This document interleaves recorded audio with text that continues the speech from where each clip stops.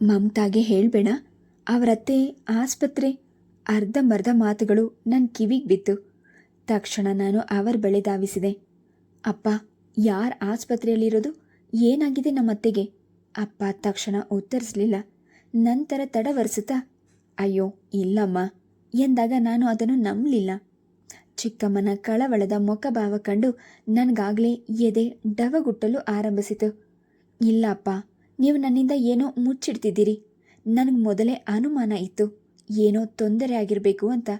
ನೀವು ಬಂದಾಗ ಚಿಕ್ಕಮ್ಮನ ಹತ್ರ ಏನೋ ಹೇಳ್ತಿದ್ರಿ. ಏನದು? ನನಗೂ ಹೇಳಿ, ಏನಾಗಿದೆ ನಮ್ಮತ್ತೆಗೆ ಎನ್ನುವಷ್ಟರಲ್ಲಿ ನನಗೆ ಅಳುವೆ ಬಂದ್ಬಿಟ್ಟಿತು. ಅಪ್ಪ ಬಾಯಿ ಬಿಡಲೇಬೇಕಾಯ್ತು. ನಿಮ್ಮತ್ತೆಗೆ ಆಪರೇಷನ್ ಆಗಿದೆಯಂತೆ. 2 ದಿನದಿಂದ ಆಸ್ಪತ್ರೆಯಲ್ಲಿದ್ದಾರೆ. ಸಂಜೀವ್ ರಜಾ ಹಾಕಿ ನೋಡ್ಕೊತಿದ್ದಾರೆ. ನನಗೆ ಸಿಡಿಲೆ ಬಡೆದಂತಾಗಿತ್ತು. ಅತ್ತೆಗೆ ಆಪರೇಷನ್ನ? ಚೆನ್ನಾಗೇ ಇದ್ರಲ್ಲಪ್ಪ ಅವರು. ಇದ್ದಕ್ಕಿದ್ದ ಹಾಗೆ ಆಪರೇಷನ್ ಮಾಡುವಂಥದ್ದೇನಾಯಿತು? 1 ವಾರದಿಂದ ಹೊಟ್ಟೆ ನೋವು ಬರ್ತಿತ್ತಂತೆ. ಮಾತ್ರೆ ತಗೊಂಡ್ರೂ ವಾಸೆ ಆಗಲಿಲ್ವಂತೆ. ಆಮೇಲೆ ಡಾಕ್ಟರ್ ಹತ್ರ ಕರ್ಕೊಂಡೋಗಿ ಸ್ಕ್ಯಾನಿಂಗ್ ಮಾಡಿಸಿದ ಮೇಲೆ ಅವರಿಗೆ ಸ್ಟೋನ್ ಇದೆ ಅಂತ ಡಿಕ್ಲೇಟ್ ಆಯ್ತಂತೆ. ಅದಕ್ಕೆ ಆಪರೇಷನ್ ಮಾಡಿದ್ದಾರೆ. ಅಪ್ಪ ನಿಧಾನವಾಗಿ ಹೇಳಿದಾಗ ನನಗೆ ಜಂಗಬಲವೇ ಹುಡುಗಿ ಹೋದಂತಾಗಿತ್ತು. ನನಗೊಂದು ಮಾತು ತಿಳಿಸೋಕ್ಕಾಗಲಿಲ್ವ ಅವರಿಗೆ? ನಾನು ಇಲ್ಲಿ ಆರಾಮವಾಗಿ ಬಾಣ್ತನ ಮಾಡಿಸ್ಕೊಂಡು ಕೂತಿದ್ದೀನಿ. ಅಲ್ಲಿ ನೋಡಿದ್ರೆ ಅಮ್ಮ ಅಷ್ಟೊಂದು ಸಫರ್ ಮಾಡ್ತಿದ್ದಾರೆ. ಸಂಜೀವ್ ನನಗಾದರೂ ಹೇಳ್ಬೋದಾಗಿತ್ತು. ಕೋಪ ದುಃಖದಿಂದ ಹೇಳಿದೆ. ಹೇಳಿದ್ರೆ ನೀನು ಅಪ್ಸೆಟ್ ಆಗ್ತೀಯ ಅಂತ ಗೊತ್ತು. ಇನ್ನು ಬಾಣತಿ, ಅವಳಿಗೆ ಶಾಕ್ ಕೊಡೋದು ಬೇಡ ಅಂತ ನಿಮ್ಮ ಅತ್ತನೇ ಹೇಳಿದ್ರಂತೆ. ನಾನು ಆತಂಕದಿಂದ, ಅಪ್ಪ ನಾನೀಗಲೇ ಅವರನ್ನು ನೋಡಬೇಕು, ನಡೀರಿ ಆಸ್ಪತ್ರೆಗೆ ಹೋಗೋಣ ಎಂದಾಗ ಅಪ್ಪ ನನ್ನ ಭುಜ ಹಿಡಿದು ಕೂರಿಸಿದ್ರು. ಬೇಡಮ್ಮ, ವಿಷಯ ತಿಳಿದ ತಕ್ಷಣ ನಾನು ಹೋಗಿ ಅವರನ್ನು ನೋಡ್ಕೊಂಡು ಬಂದೆ. ನಿಮ್ಮತ್ತೆ ಈಗ ಚೇತರಿಸ್ಕೊತಿದ್ದಾರೆ. ನಾಳೆ ನಾಡಿದ್ರಲ್ಲಿ ಮನೆಗೆ ಕಳುಹಿಸ್ಬಿಡ್ತಾರಂತೆ ಹೇಳಿದ್ರು. ಇಲ್ಲ, ನಾನು ನಿಮ್ಮ ಯಾರ ಮಾತು ನಂಬೋಕೆ ಸಿದ್ಧವಾಗಿಲ್ಲ. ನಾನು ಅವರನ್ನು ನೋಡಬೇಕು, ಈಗಲೇ ಕರ್ಕೊಂಡೋಗಿ ಎಂದು ಪಟ್ಟು ಹಿಡಿದು ಅಳ್ತಾ ಕುಳಿತುಬಿಟ್ಟೆ. ಕೊನೆಗೆ ನನ್ನ ಹಠ ಅಳು ನೋಡಲಾರದೆ ಅಪ್ಪ ರಿಕ್ಷಾ ಮಾಡಿಕೊಂಡು ಆಸ್ಪತ್ರೆಗೆ ಕರೆದೊಯ್ದರು.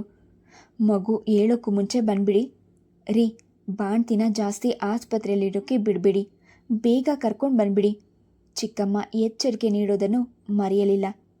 ನಮ್ಮ ಅನಿರೀಕ್ಷಿತ ಆಗಮನವನ್ನು ಕಂಡು ಸಂಜೀವ್ ಆಶ್ಚರ್ಯಗೊಂಡ್ರು. ತುಂಬ ಹಠ ಹಿಡಿದ್ಬಿಟ್ಲಪ್ಪ. ನಾವು ಎಷ್ಟೇ ಬೇಡ ಅಂದರೂ ಕೇಳಲಿಲ್ಲ. ಅಪ್ಪ ತಮ್ಮ ಅಸಹಾಯಕತೆ ವ್ಯಕ್ತಪಡಿಸಿದ್ರು. ನಾವು ವಾರ್ಡ್ನೊಳಗೆ ಹೋದಾಗ ಅತ್ತೆ ಕಣ್ಣು ಮುಚ್ಚಿ ಮಲಗಿದ್ರು. ಒಳ್ಳೆಯ ಬಿಳುಪು ಹೊಂದಿದ ಅವರ ಮುಖ ಸೊರಗಿ ಬಿಳಿಚಿಕೊಂಡಂತೆ ಕಂಡಿತು. ಯಾವಾಗಲೂ ಚಟುವಟಿಕೆಯಿಂದ ಓಡಾಡಿಕೊಂಡು ಗಲಗಲನೆ ಮಾತನಾಡುವ ಅತ್ತೆ ಈ ರೀತಿ ನಿಶ್ಚಿಂತೆಯಾಗಿ ಮಲಗಿರೋದು ಕಂಡು ನನಗೆ ದುಃಖವಾಯಿತು. ನಮ್ಮ ಹೆಜ್ಜೆಗಳ ಸದ್ದು ಕೇಳಿ ಅತ್ತೆಯ ಕಣ್ಗಳು ಅಲಗೊಂಡವು. ಅವರು ನಿಧಾನವಾಗಿ ಕಣ್ಬಿಟ್ಟವರೇ ನನ್ನನ್ನು ನೋಡಿ ದಂಗಾದರು. ಅಮ್ಮ ಏನಾಯಿತು, ಹೇಗಿದ್ದೀರಾ ಈಗ ಎಂದು ಕೇಳುವಷ್ಟರಲ್ಲಿ ನನಗೆ ಅಳುವೆ ಬಂದ್ಬಿಡ್ತು. ಇನ್ನು ಹಸಿ ಬಾಣ್ತಿ, ಯಾಕಮ್ಮ ಬಂದೆ? ಅವರ ದನಿ ಕ್ಷೀಣವಾಗಿತ್ತು. ನೀವಿಂಥ ಸ್ಥಿತಿಯಲ್ಲಿರುವಾಗ ನಾನು ಹೇಗಮ್ಮ ನೆಮ್ಮದಿಯಾಗಿ ಬಾಣ್ತನ ಮಾಡಿಸ್ಕೊಳ್ಳಿ? ನಿಮಗೆ ಆಪರೇಷನ್ ಆಗಿದೆ ಅಂತ 1 ಮಾತು ಯಾರಾದರೂ ಹೇಳಬಾರ್ದಾ? ನನ್ನ ಮೇಲೆ ಪ್ರೀತಿ ಇದ್ದಿದ್ರೆ ನೀವು ಹೀಗೆಲ್ಲ ಗುಟ್ಟು ಮಾಡ್ತಿರಲಿಲ್ಲ. ನಾನು ಕೋಪ ಮಿಶ್ರಿತ ದುಃಖದಿಂದ ಹೇಳಿದೆ. ನನಗೆ ಆಪರೇಷನ್ ಆಗುತ್ತೆ ಅಂತ ನನಗೆ ಗೊತ್ತಿರಲಿಲ್ಲ. ಎಮರ್ಜೆನ್ಸಿ ಅಂತ ಡಾಕ್ಟರ್ ಅಡ್ಮಿಟ್ ಮಾಡಿಕೊಂಡ್ರು. ಇಂಥ ಸಮಯದಲ್ಲಿ ನೀನು ಅಪ್ಸೆಟ್ ಆದರೆ ನಂಜಾಗುತ್ತೆ ಕಣೆ. ನಾನು ಈಗ ಹುಷಾರಾಗಿದ್ದೀನಿ, ಮನೆಗೆ ಹೋಗಿ ರೆಸ್ಟ್ ತಗೊಂಡ್ರೆ ಎಲ್ಲ ಸರಿ ಹೋಗುತ್ತೆ ಎನ್ನುವಷ್ಟರಲ್ಲಿ ಅವರಿಗೆ ಏದಿಸಿರು ಬಂದಂತೆ ನನಗಿನ್ನೂ ದಿಗಿಲಾಗಿ, ಈ ಸ್ಥಿತಿಯಲ್ಲಿ ನಿಮ್ಮನ್ನು ಬಿಟ್ಟು ಹೋಗೋಕ್ಕೆ ನನಗೆ ಮನಸ್ಸಿಲ್ಲಮ್ಮ ಎಂದು ಅತ್ತುಬಿಟ್ಟೆ. ಸಂಜೀವ್ ಮುಂದೆ ಬಂದು, ಸಮಾಧಾನ ಮಾಡ್ಕೊ ಮಮತಾ, ಅಮ್ಮ ರಿಕವರ್ ಆಗ್ತಿದ್ದಾಳೆ, ನಾನಿದ್ದೀನಲ್ಲ, ಅವಳನ್ನು ನೋಡ್ಕೊತೀನಿ, ಡೋಂಟ್ ವರಿ ಎಂದು ಹೇಳಿದಾಗ ನಾನು ಅಳುತ್ತಲೇ ಅವರತ್ತ ನೋಡಿದೆ. ಟ್ರಸ್ಟ್ ಮೀ, ನನ್ನ ಮೇಲೆ ನಿನಗೆ ನಂಬಿಕೆ ಇದೆ ತಾನೆ? ಅಮ್ಮನಿಗೆ ಏನೂ ಆಗಲ್ಲ. ಅವರನ್ನು ಡಿಸ್ಚಾರ್ಜ್ ಮಾಡಿದ ಕೂಡಲೇ ನಿನಗೆ ಫೋನ್ ಮಾಡ್ತೀನಿ, ಸರಿನಾ ಎಂದು ಭುಜ ಬಳಸಿ ನನ್ನನ್ನು ಅಲ್ಲಿಂದ ಕರೆದೊಯ್ದರು. ನಾನು ಒಲ್ಲದ ಮನಸ್ಸಿನಿಂದಲೇ ಅತ್ತೆಯಿಂದ ಬೀಳ್ಕೊಟ್ಟು ಹೊರಟೆ. ನಾವು ಮನೆಗೆ ಬಂದಾಗ ಚಿಕ್ಕಮ್ಮ ನಮಗಾಗಿ ಕಾಯುತ್ತಾ ಕುಳಿತಿದ್ರು. ಮಗು ಆಗ್ತಾನೆ ಎದ್ದಿತು. ವರ್ಷ ಅದನ್ನು ಆಟ ಆಡಿಸ್ತಿದ್ಲು. ಹೋಗಿ ನೋಡ್ಕೊಂಡು ಬಂದ್ಯಮ್ಮ? ಅದಷ್ಟಕ್ಕೆ ರಂಪ ರಾಧ ಅಂತ ಏನೋ ನಿಮ್ಮತ್ತೆ ಪ್ರಾಣನೇ ಹೊರಟೋಯ್ತು ಅನ್ನೋ ಹಾಗೆ. ಚಿಕ್ಕಮ್ಮ, ನಾನು ಕೂಗ್ದೆ. ಇನ್ನೊಂದು ಮಾತನಾಡ್ಬಿಡಿ ನಮ್ಮತ್ತೆ ಬಗ್ಗೆ, ನಾನು ಸುಮ್ಮನಿರಲ್ಲ. ಅದೇ ಮೊದಲ ಬಾರಿ ನಾನು ಚಿಕ್ಕಮ್ಮನೊಡನೆ ರೇಗಿದ್ದು. ಚಿಕ್ಕಮ್ಮ ಏನೋ ಹೇಳಲು ಬಾಯಿ ತೆರೆದಾಗ ಅಪ್ಪ ಕಣ್ ಸನ್ನೆಯಿಂದ ಸುಮ್ಮನಾಗ್ಸಿದ್ರು. ನನಗೆ ಊಟ ಗಂಟಲಿನಲ್ಲಿ ಇಳಿಲಿಲ್ಲ. ಚಿಕ್ಕಮ್ಮ ಗೊಣುಗ್ತಾರೆಂದು ಸೇರಿದಷ್ಟು ತಿಂದೆ. ಆದರೆ ನಿದ್ದೆ ನನ್ನಿಂದ ದೂರವಾಗಿತ್ತು. ಮಗುವಿನ ಜೊತೆಯಲ್ಲಿದ್ದರೂ ನನ್ನ ಮನಸ್ಸು ಸ್ಥಿಮಿತದಲ್ಲಿ ಇರಲಿಲ್ಲ. ಬೆಳಗಿನ ಜಾವದ ಹೊತ್ತಿಗೆ ಮಗುವನ್ನು ಜೋಲಿಯಲ್ಲಿ ಮಲಗಿಸಿದ ಮೇಲೆ ನನಗೆ ನವಿರಾಗಿ ಜಂಪು ಹತ್ತಿತು. ಟ್ರಿನ್ ಫೋನಿನ ಕರೆ. ಅಪ್ಪ ಬಂದು ತೆಗೆದುಕೊಂಡ್ರು. ಏನೋ ಹೋಗ್ಬಿಟ್ರಾ? ಮಮತಾ, ನಿಮ್ಮತ್ತೆ ಅಮ್ಮ ಎಂದು ಕೂಗುತ್ತಾ ಎದ್ದು ಕುಳಿತೆ. ನಾನು ಕಂಡಿದ್ದು ಕನಸು ಎಂದು ತಿಳಿಯಲು ಸ್ವಲ್ಪ ಹೊತ್ತು ಬೇಕಾಯಿತು. ತಕ್ಷಣ ಎದ್ದವಳೆ ಹೋಗಿ ಅಪ್ಪನ ರೂಮಿನ ಬಾಗಿಲು ತಟ್ಟಿದೆ. ಅಪ್ಪ ಅಪ್ಪ ಎದ್ದು ಬಂದು ಬಾಗಿಲು ತೆರೆದ್ರು. ಚಿಕ್ಕಮ್ಮನು ಕಣ್ಣು ಹುಚ್ಕೊಳ್ತಾ ಎದ್ರು. ಭೂತ ದರ್ಶನವಾದಂತೆ ಕಾಣ್ತಿದ್ದ ನನ್ನ ಮುಖ ಕಂಡು ಅಪ್ಪ ದಂಗಾದ್ರು. ಅಪ್ಪ, ಈಗೇನಾದರೂ ಫೋನ್ ಬಂತಾ? ನನ್ನ ದನಿ ನಡುಗುತ್ತಿತ್ತು. ಇಲ್ವಲ್ಲ. ಯಾಕಮ್ಮ, ಏನಾಯಿತು? ನಾನು ಅಲ್ಲೇ ಕುಸಿದು ಕುಳಿತೆ. ನನ್ನ ದೇಹವಿಡೀ ಬೆವರಿನಿಂದ ತೊಯ್ದು ಹೋಗಿತ್ತು. ಅಪ್ಪ ಕನಸಿನಲ್ಲಿ ನಮ್ಮತ್ತೆ ಹೋಗ್ಬಿಟ್ರು ಅಂತ ಫೋನ್. ಮುಂದೆ ಹೇಳಲಾಗದೆ ಅಳು ಹುಕ್ಕಿ ಬಂತು. ಅಪ್ಪ ನನ್ನ ಬಳಿ ಕುಳಿತು, ಕೆಟ್ಟ ಕನ್ಸಮ್ಮ ಅಷ್ಟೇ, ಅದಕ್ಕೆ ಗಾಬರಿ ಆಗ್ತೀಯಾ ಎಂದಾಗ ನಾನು ಅವರ ಕಡೆ ಅತಾರ್ತಳಾಗಿ ನೋಡಿದೆ. ಅಪ್ಪ, ಬೆಳಗಿನ ಜಾವದ ಕನಸು ನಿಜ ಆಗುತ್ತೆ ಅಂತಾರೆ. ನನಗೆ ತುಂಬ ಭಯ ಆಗ್ತಿದೆ. ಅಯ್ಯೋ, ಹಾಗೆಲ್ಲ ಏನೂ ಇಲ್ಲ ಕಣಮ್ಮ. ಸಾಯೋ ಕನಸು ಬಿದ್ದರೆ ಆ ವ್ಯಕ್ತಿಗೆ ಆಯಸ್ಸು ಹೆಚ್ಚಾಗುತ್ತಂತೆ. ನಿಮ್ಮ ಅತ್ತೆಗೆ ಏನೂ ಆಗಲ್ಲ, ಹೋಗಿ ಮಲ್ಕೋ. ಅಪ್ಪ ಹೇಳಿದ ಮಾತುಗಳನ್ನು ಅರಗಿಸಿಕೊಳ್ಳಲು ನನಗೆ ಕೊಂಚ ಹೊತ್ತೇ ಇಳಿಸ್ತು. ಚಿಕ್ಕಮ್ಮ ನನಗೆ ಕುಡಿಯಲು ಬಿಸಿ ನೀರು ತಂದುಕೊಟ್ರು. ಬಿಸಿ ದ್ರವ ಗಂಟಲಿನಲ್ಲಿ ಇಳಿದಾಗ ನನಗೆ ಹಾಯ್ ಎನಿಸಿತು. ಹೋಗಮ್ಮ, ನಿದ್ದೆ ಮಾಡು. ಇನ್ನು ಮಗು ಎದ್ಬಿಟ್ರೆ ನಿನ್ನ ನಿದ್ದೆನೂ ಹಾಳಾಗುತ್ತೆ ಎಂದು ಅಪ್ಪ ನನ್ನನ್ನು ರೂಮಿನೊಳಗೆ ಕಳಿಸಿದ್ರು. ಏನ್ರಿ ಇವಳು ಈ ತರಹ ಆಡ್ತಾಳೆ? ಯಾರು ಕಾಣದೆ ಇರೋ ಅತ್ತೆ ಸೊಸೆ ಬಾಣತಿ ಸನ್ನಿಗೆ ತಿರುಗಿಬಿಟ್ರೆ ಏನು ಗತಿ? ಆಮೇಲೆ ನಾವೇ ಮಾತು ಕೇಳಬೇಕಾಗತ್ತೆ, ಬಾಣತನ ಸರಿಯಾಗಿ ಮಾಡಿಲ್ಲ ಅಂತ. ಚಿಕ್ಕಮ್ಮ ಅಪ್ಪನಿಗೆ ಹೇಳೋದು ಕಿವಿಗೆ ಬಿತ್ತು. ದೇವ್ರೆ, ಅತ್ತೆಗೇನು ಆಗದಿರಲಿ ಎಂದು ಮನಸ್ಸಿನಲ್ಲೇ ಕೈ ಮುಗಿದು ನನಗೆ ನಾನೇ ಸಮಾಧಾನ ಮಾಡಿಕೊಂಡು ಮಲಗಿದೆ. ಅತ್ತೆ ಆಸ್ಪತ್ರೆಯಿಂದ ಮನೆಗೆ ಹೋಗೋ ತನಕ ನನಗೆ ನೆಮ್ಮದಿ ಇರಲಿಲ್ಲ. ಮನೆಗೆ ಹೋದ ಕೂಡಲೇ ಸಂಜೀವ್ ಅಪ್ಪನ ಮನೆಗೆ ಫೋನ್ ಮಾಡಿ ಅಮ್ಮ ಹುಷಾರಾಗಿ ಮನೆಗೆ ಬಂದಿದ್ದಾಳೆ ಎಂದು ಹೇಳಿದ ಮೇಲೆ ನನಗೆ ನಿರಾಳವಾಗಿದ್ದು. ಅತ್ತೆಯ ಸೇವೆಗಾಗಿ ಸಂಜೀವ್ ಅಡಿಗೆಯವರನ್ನು ನೇಮಿಸಿದ್ರು ಎಂದು ತಿಳಿತು. ಮನೆಯಲ್ಲಿ ಸುಧಾರಿಸ್ಕೊಂಡು ಅತ್ತೆಯೇ ಫೋನ್ ಮಾಡಿದಾಗ ಅವರ ದನಿ ಕೇಳಿ ನನಗೆ ನಿಧಿ ಸಿಕ್ಕಷ್ಟು ಸಂತೋಷವಾಯಿತು. ಅಮ್ಮ, ನೀವು ನಿಮ್ಮ ದನಿ ಕೇಳಿ ಎಷ್ಟು ಸಂತೋಷ ಆಗ್ತಿದೆ ಗೊತ್ತಾ? ಹೇಗಿದ್ದೀರಾ? ನಾನು ಚೆನ್ನಾಗಿದ್ದೀನಿ ಮಮತಾ. ಈಗ ಮನೆ ಮಟ್ಟಿಗೆ ಓಡಾಡ್ತಾ ಇದ್ದೀನಿ. ಇನ್ನೊಂದು ತಿಂಗಳು ಭಾರ ಎತ್ತಬೇಡಿ, ಕಷ್ಟದ ಕೆಲಸ ಮಾಡಬೇಡಿ ಅಂತ ಡಾಕ್ಟ್ರ್ ಹೇಳಿದ್ದಾರೆ. ನನಗೇನು ಕಷ್ಟ ಇದೆ ಹೇಳು? ಕೈಗೆ ಕಾಲಿಗೆ ಸೇವೆ ಮಾಡೋಕ್ಕೆ ಅಡಿಗೆಯವರು ಕೆಲಸದವರಿದ್ದಾರಲ್ಲ ಎಂದು ನಕ್ಕರು. ಅವರ ದನಿ ಎಂದಿನಂತೆ ಇರೋದು ಕಂಡು ನನಗೆ ಸಮಾಧಾನ. ನಿಮ್ಮನ್ನು ಅವತ್ತು ಆಸ್ಪತ್ರೆಯಲ್ಲಿ ನೋಡಿ ನನ್ನ ಕೈಕಾಲುಗಳೇ ಉಡುಗಿ ಹೋಗಿತ್ತು. ಇವತ್ತು ನೋಡಿ ಹೊಟ್ಟೆ ತುಂಬ ಊಟ, ಕಣ್ ತುಂಬ ನಿದ್ದೆ ಮಾಡ್ತೀನಿ ಎಂದು ನಾನು ನಗುತ್ತಾ ಹೇಳಿದೆ.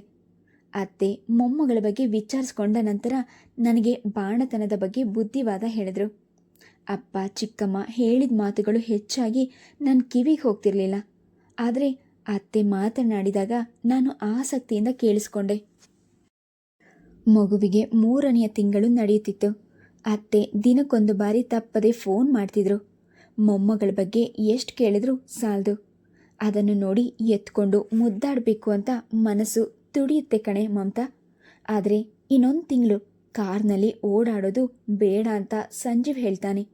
ನಿನ್ನನ್ನು ಮಗುನು ನೋಡಬೇಕು ಅಂತ ಅನಿಸಿದ್ರು ಮನಸ್ಸು ಬಿಗಿ ಹಿಡ್ಕೊಂಡು ಸುಮ್ಮನಿದ್ದೀನಿ ಎಂದು ನಿಟ್ಟುಸಿರು ಬಿಡ್ತಿದ್ರು. ನನಗೂ ಈ ಬಾಣತನದ ಹಾವಳಿ ಸಾಕಾಗಿತ್ತು.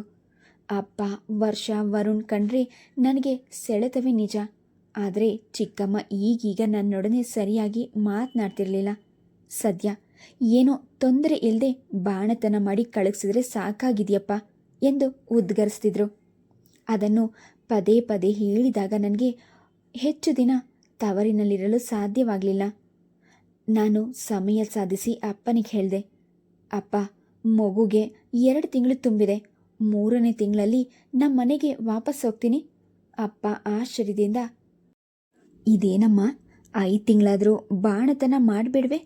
ಆಮೇಲೆ ಮಗುಗೆ ನಾಮಕರಣ ಮಾಡಿ ನಾವು ಕಳುಹಿಸ್ಕೊಡ್ಬೇಕು ಎಂದಾಗ ನಾನು ಅದಕ್ಕೊಪ್ಪಲಿಲ್ಲ. ಇಲ್ಲಪ್ಪ, ನಾಮಕರಣದ ಬಗ್ಗೆ ಈಗಲೇ ಏನೂ ಅರ್ಜೆಂಟ್ ಇಲ್ಲ. ಅಲ್ಲಿಗೆ ಹೋದ್ಮೇಲೆ ಮಾಡಿದ್ರಾಯ್ತು. ಪ್ಲೀಸ್ ನಮ್ಮನ್ನು ಕಳುಹಿಸ್ಕೊಡಿ.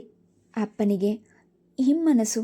ನಾನು ಸಂಜೀವ್ಗೂ ನನ್ನ ನಿರ್ಧಾರ ತಿಳಿಸಿ, ನನ್ನ ಬಾಣತನ ಸಾಕು ಸಂಜೀವ್, ನಾನು ಮನೆಗೆ ಬಂದ್ಬಿಡ್ತೀನಿ. ಪ್ಲೀಸ್ ನೀವೇ ಹೇಳಿ ನಮ್ಮಪ್ಪನಿಗೆ ಎಂದು ಅವರಿಗೆ ದುಂಬಾಲು ಬಿದ್ದೆ. ಸಂಜೀವ್ ನನ್ನ ಮಾತನ್ನು ವಿರೋಧಿಸಲಿಲ್ಲ. ಅವರಿಗೂ ಹೆಂಡತಿ ಮಗು ಎಂಬ ವ್ಯಾಮೋಹ ಸೆಳೆಯುತ್ತಿತ್ತು.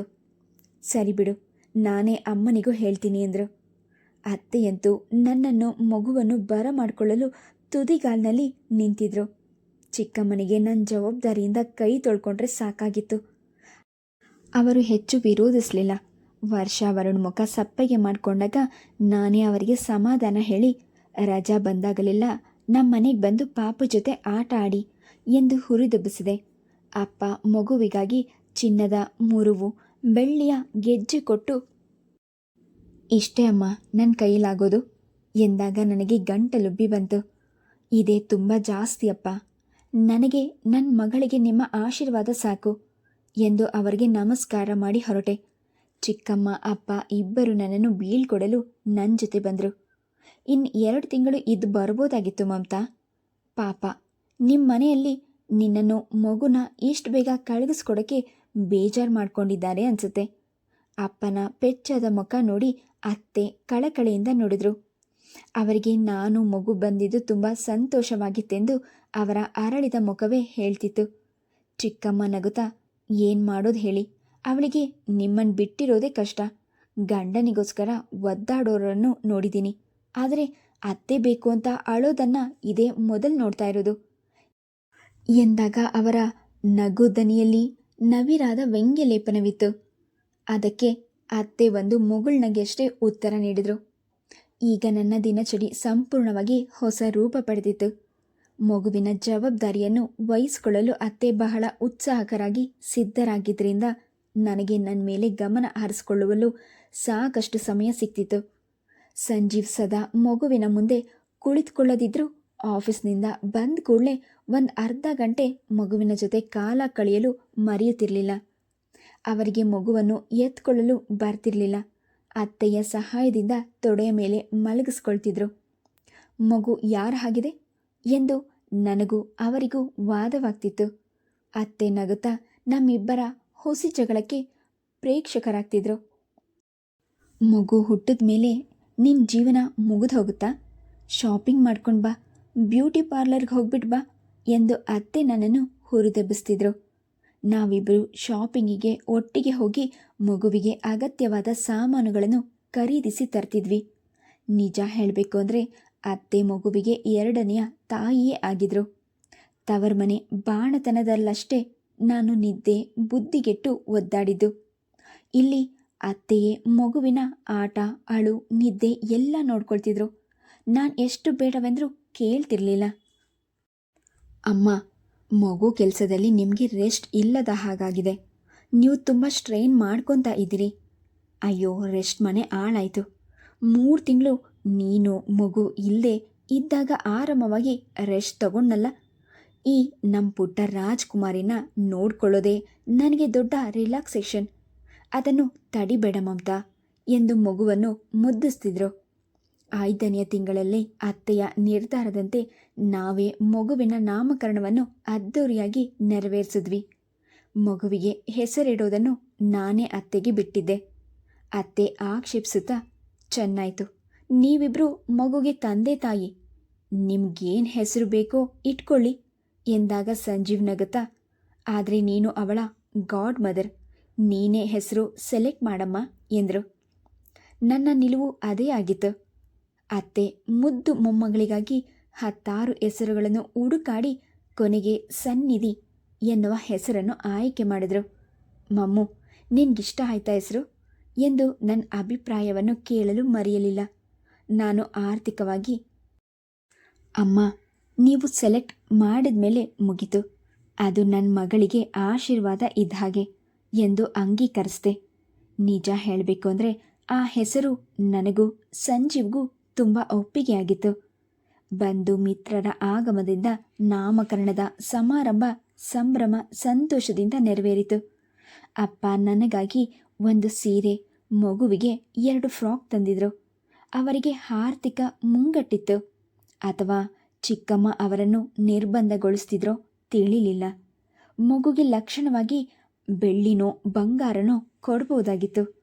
ನೆಂಟರೊಬ್ಬರು ಅಪ್ಪನಿಗೆ ಹೇಳಿದಾಗ ಅಪ್ಪ ಉತ್ತರಿಸುವ ಮುನ್ನವೇ ಚಿಕ್ಕಮ್ಮ ಬಾಯಿ ಹಾಕಿ, ಅಯ್ಯೋ, ನಮ್ಮ ಬೀಗತೆಯವರಿಗೇನಮ್ಮ ಕಡಿಮೆ, ಮೊಮ್ಮಗಳಿಗಾಗಿ ವಜ್ರದ ನೆಕ್ಲೆಸ್ಸೇ ಮಾಡಿಸ್ತಾರೆ ಎಂದು ನಗುತ್ತಾ ಹೇಳಿದರು. ಅವರ ನೋಟದಲ್ಲಿ ವ್ಯಂಗ್ಯ, ಅಸಮಾಧಾನ ಇರೋದನ್ನು ನಾನು ಗಮನಿಸದೇ ಇರಲಿಲ್ಲ. ನನ್ನ ಮದುವೆಯಾದಾಗಿನಿಂದ ಚಿಕ್ಕಮ್ಮ ಬದಲಾಗಿದ್ದಾರೆ ಎನ್ನಿಸ್ತು. ನನಗೆ ಇಂಥ ಅತ್ತೆ ಗಂಡ ಸಿಕ್ಕಿದ್ದು ಅವರಿಗೆ ಒಳಗೊಳಗೆ ಅಸೂಯೆ ಇರ್ಬೋದು, ಅಥವಾ ವರ್ಷಾಳಿಗೂ ಇಂಥ ಮನೆ ಸಿಗಬಹುದೇ ಎಂಬ ಆತಂಕವಿರ್ಬೋದು. Please subscribe the channel, like and share. Thank you.